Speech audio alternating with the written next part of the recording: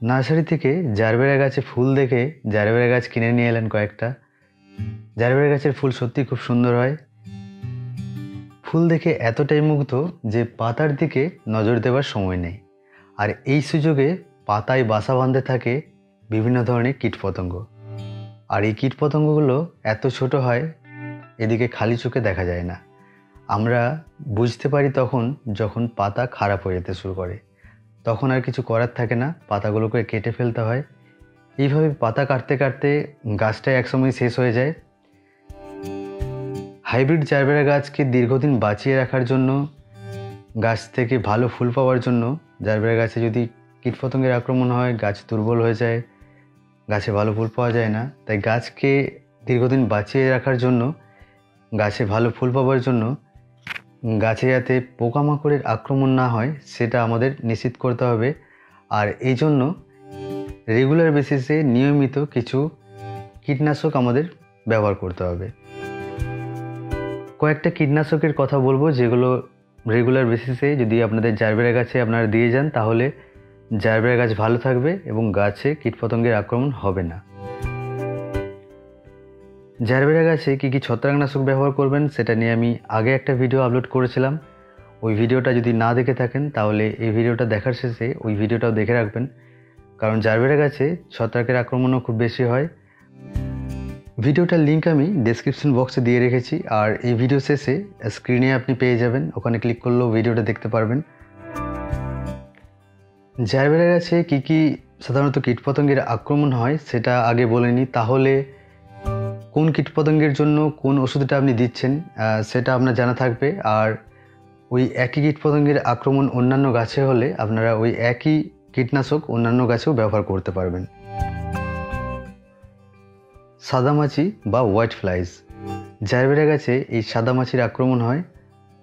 সাদামাছি খালি চোখে দেখা যায়, প্রথম অবস্থায় পাতার নিচে থাকে, আর একটু বেশি আক্রমণ হয়ে গেলে পাতার ওপরেও দেখা যায়। মাঝে মাঝে পাতার নিচ উল্টে দেখবেন যে সাদামাছি রয়েছে কিনা। গাছে সাদামাছি হওয়ার সাথে সাথেই এদিকে নির্মূল করতে হবে, খুব বেশি হয়ে গেলে এদের থেকে ছুটকারা পাওয়া একটু মুশকিল হয়ে দাঁড়ায়। মাইটস বা মাকড়, এই পোকাটাও খুব মারাত্মক। প্রথম অবস্থায় খালি চোখে দেখা যায় না, আমরা তখনই বুঝতে পারি যখন পাতা কুঁকড়ে যায়। আর খুব বেশি যদি আক্রমণ হয় তাহলে পাতাতে একটা লালচে ভাব থাকে।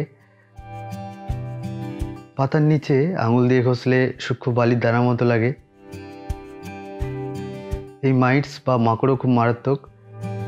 যদি এদের নিয়ন্ত্রণ না করা যায় তাহলে পাতা কেটে ফেলতে হয়, পুরো গাছকেই তুলে ফেলতে হয়। মাকড় যাতে না হয় সেজন্য আগে থেকেই প্রিকশন নেওয়া উচিত। জারবেরা গাছে থ্রিপসের আক্রমণও হয়। থ্রিপস হলে জারবেরা গাছের পাতা কুঁকড়ে যায় ওপরের দিকে। তবে থ্রিপসের অনেক ভালো ভালো ওষুধ রয়েছে যেগুলো দিলেই থ্রিপস নিয়ন্ত্রণ করা যায়। থ্রিপস পাতার রস শুষে খায়, গাছকে দুর্বল করে দেয়। নিয়মিত থ্রিপসের ওষুধ দিয়ে গেলে গাছে থ্রিপসের আক্রমণ সাধারণত হয় না। ক্যাটারপিলার বা শুঁয়োপোকা, এই ক্যাটারপিলার বা শুঁয়োপোকা গাছের পাতা খেয়ে ফেলে, গাছের কুঁড়ি খেয়ে ফেলে। তাই ক্যাটারপিলার দমন করাও খুব প্রয়োজন। ক্যাটারপিলার দেখলে সেটা হ্যান্ডপিক করে ফেলে দিতে পারেন বা ওষুধও রয়েছে তার জন্য। এই যে পেস্টগুলো বললাম এগুলোর জন্য আলাদা আলাদাভাবেও আপনারা ওষুধ ব্যবহার করতে পারেন, এগুলো আপনাদের কাছে অলরেডি রয়েছে।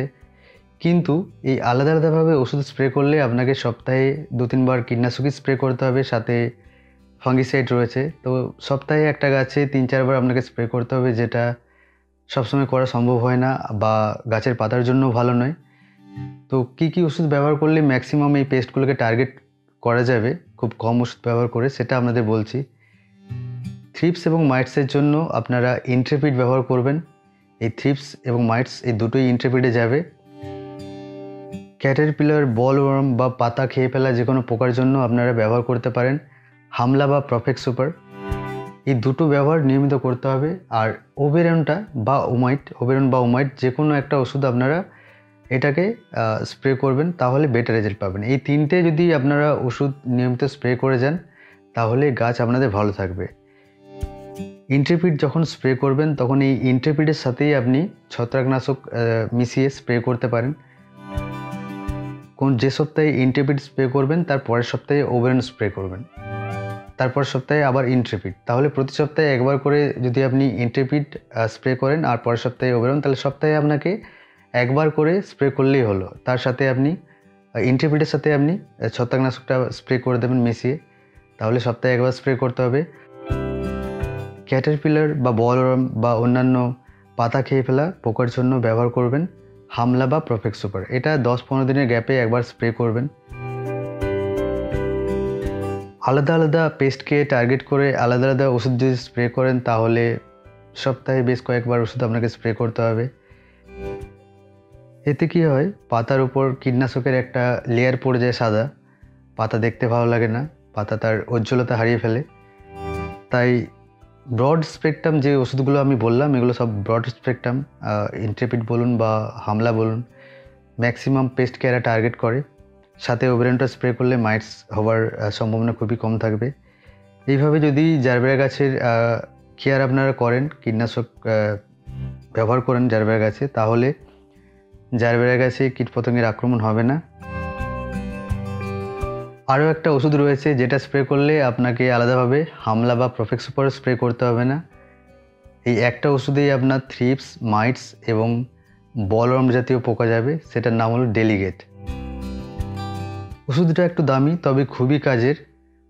যারা সংগ্রহ করতে পারবেন তারা এই ওষুধটা সংগ্রহ করতে পারেন। তাহলে সপ্তাহে একবার এই ডেলিগেট দেবেন আর মাঝে মাঝে অল্টারনেট করে আপনারা হামলা বা ওবেরন এগুলো দিতে পারেন, তাহলে আরও বেটার হবে। কারণ একই কীটনাশক বারবার ব্যবহার না করে 2-3 ধরনের কীটনাশক যদি আপনি অল্টারনেট করে দেন, ঘুরিয়ে ফিরিয়ে দেন, তাহলে খুব ভালো রেজাল্ট পাওয়া যায়। একই কীটনাশক বারবার ব্যবহার করলে ওই কীটনাশকের এগেনস্টে পেস্টদের একটা ইমিউনিটি পাওয়ার, প্রতিরোধক ক্ষমতা গড়ে ওঠে আর ওই কীটনাশকগুলো কাজ করে না। এই ওষুধগুলো ব্যবহার করার পরেও যদি সাদামাছি না যায়, যদি গাছে সাদামাছি হয় আর এগুলো দিয়েছেন তারপরেও যদি না যায়, তাহলে সাদামাছির জন্য একটা ওষুধ বলছি, সেটা ব্যবহার করবেন আর সেটাতে কাজ হবে। আমার বেগুন গাছে হয়েছিল, অন্যান্য গাছে হয়েছিল, সেটাতে আমি ভালো রেজাল্ট পেয়েছি। সেটার নাম হচ্ছে ক্রুইজার, সিনজেন্টা কোম্পানির ক্রুইজার। এই ওষুধগুলো লোকাল দোকানে না পেলে অনলাইন থেকে কিনে রাখুন।